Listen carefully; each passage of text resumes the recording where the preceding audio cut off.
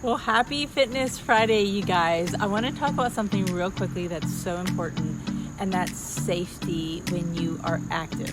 I don't think I talk about it enough.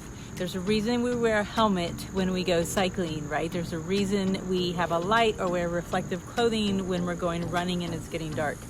There's also a reason that you should wear a protective swim cap if you are participating in any type of swim sports, swim activity, swim training.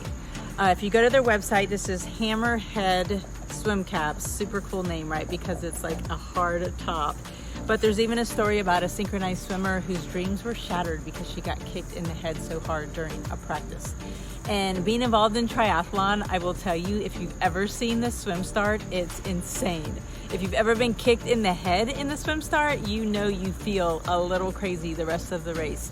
And even in this last race I was in, the World Championship in St. George just a few weeks ago, the weather got crazy during the swim. Everybody started being blown on top of each other.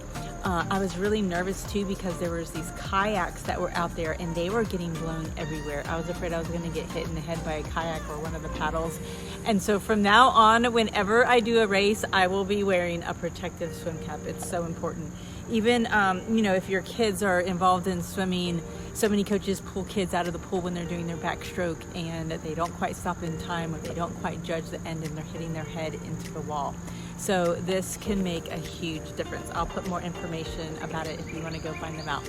But remember, get out there, get active this weekend, go for a walk, a bike, a swim, drink more water, and push aside those sugary drinks. And let's keep safety top of mind.